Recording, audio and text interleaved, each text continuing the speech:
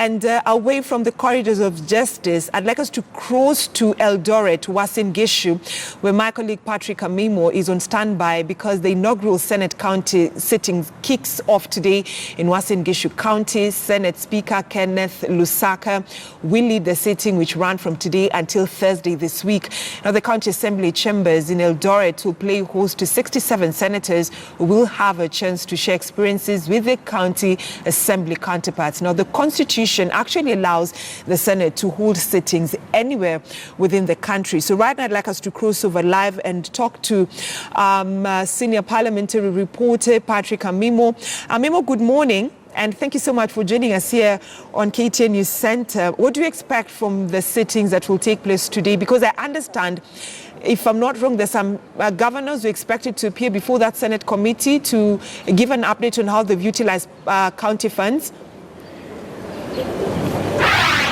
Thank you, Brenda. In fact, this is a historic moment where Uasin Gishu County will be the first county to host the Senate outside Nairobi. The Constitution, according to Article 126 of our Constitution, has that provision that either of the houses, maybe the Senate and or National Assembly, can sit anywhere in the country. And for this second time now, these are the second Senate.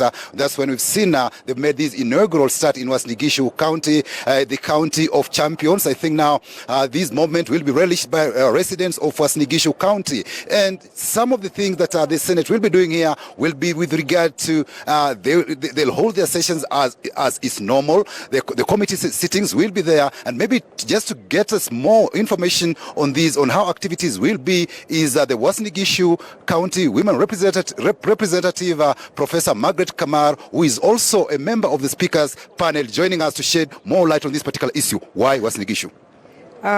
Thank you. Why Uasin Gishu? The Constitution has given us an opportunity as Senate to sit outside Nairobi. And we are very delighted as Uasin Gishu to be the first hosts, because one was going to start, and we jumped into the boat and we said we are going to be the first ones, and we have been accepted. We are very happy. Number two, the program of Senate is going to be as always is. In fact, right now, in the House Business Committee has just started its sitting at 10. And then the House Business Committee is the committee that does the programming and approves the motions and bills for the week. When that is done, then we'll have a meeting of the Speakers panel where I sit to look at the order papers for the week, for the 3 days activities. Apart from that, we'll have committee meetings as usual. And we have very interesting committee meetings because we are running them the way we would have run in Nairobi. There are 3 governors who are supposed to be coming to our committee on investment and public investment and accounts, and they will be appearing. We will be having on Tuesday the first, tomorrow we'll be having the first governor, the governor of Baringo, will be going before the committee, and then on Wednesday we'll have our own governor, the governor of Uasin Gishu will be appearing, and then on Thursday we'll have the governor of West Pokot. The governors are also happy. They are saying instead of traveling to Nairobi, they are excited to be seen here, and that is very, very exciting for us. The other exciting things that are going to take place is that we'll be having committee meetings that will have public hearings. The Committee of Agriculture and the committee that is another committee that has been investigating the maize issue, which I've been chairing, is going to sit and have a public hearing on Wednesday from 11 to 1, where we are expecting the public to come in. We have a huge room, capacity of 500. We are expecting farmers to come and give us their views. And thereafter, the next day, we will have a bill that is going to go into public participation, the PPP bill, which has come into second reading, which has gone through second reading already in the House.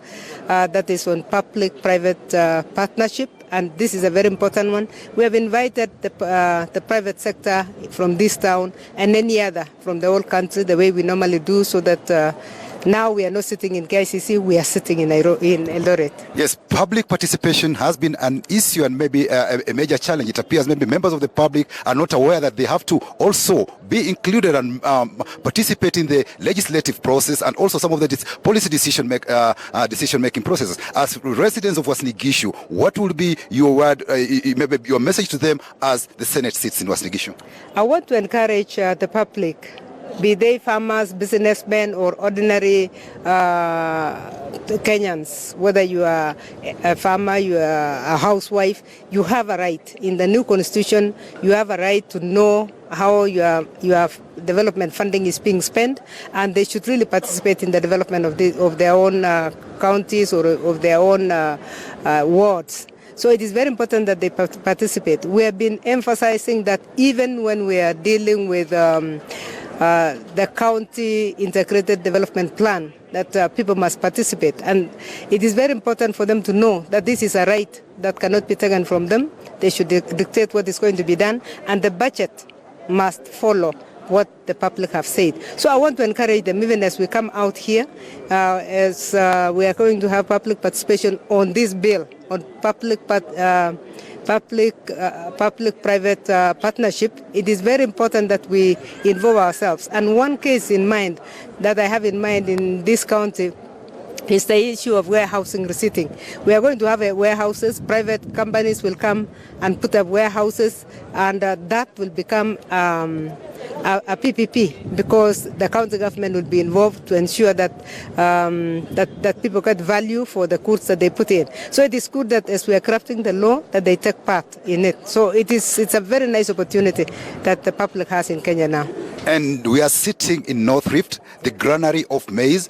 Your ad hoc committee is looking into this particular matter because farmers here, they are yet to be paid about almost 1.4 billion shillings that was released by the Ministry of Devolution. Farmers here are yet to get that money. We are just about a month or two into a new harvest, and people yet last year's issue of the maize, we are yet to do it. And on Wednesday, at the county hall, residents of Uasin Gishu will now have an opportunity to look into this particular maize scandal and how maybe the sector should be handled. What's your expectations? My expectation is that the farmers are going to come in and they'll talk candidly. We are expecting them to even question the issue of non-payment. We have been out for 2 days. On Saturday we were in Trans Nzoia and we talked to the farmers in Trans Nzoia. The farmers are saying pay us first what we have delivered, even as we discuss the future, because our interest as a committee is to discuss both the past and the present. Yesterday we were in Bungoma with the farmers. We even went to the border because we have discovered that we might lose a lot of maize because of aflatoxin, and we don't know where the source was. And suspicions are that some of the crops that are coming from outside are not inspected well, which is something we discovered yesterday, that our borders in Malaba and other places are still porous. So we are expecting that on Wednesday we will get the views of the people of Uasin Gishu County. We have already the views from Trans Nzoia County and Bungoma County. On Friday we shall be in Nandi County, and thereafter we shall be going to Kisii and the border point of Tanzania to see again the flow of crops. So my expectation is that farmers would give us their views candidly. What we like about farmers is that they are open, they are not mincing words, and they will tell us exactly what we'll do. Finally, we really believe that out of what we have gathered from the farmers already, that there is need to change law, because as senators we are lawmakers and we would like to know where we require, where there are gaps in law. And we have realized that even the law that established NCBB is so weak, and it has been mutilated to the extent that actually NCBB has become a store. So if it's just there for storage, then it's not helping the farmers. It was supposed to collect for the strategic food grain reserve, but collect only from the farmer, not from traders. But it's a complete mix-up right now. Thank you. Thank you. That's Professor Margaret Kamar, the Uasin Gishu County Women Representative, and also a member of the Speakers, Senator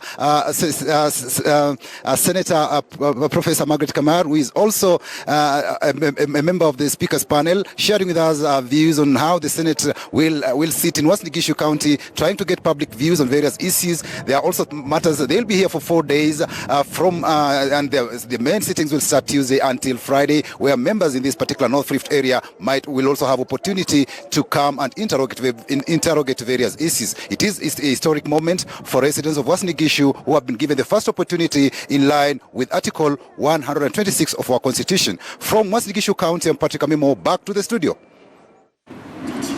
Thank you so much, Patrick Amimo, for that detailed conversation right there with a member of the a member of the Senate committee, just having their first sitting in Uasin Gishu in Eldoret, just to try and meet some of the county governors. The first to appear before that Senate committee is Baringo.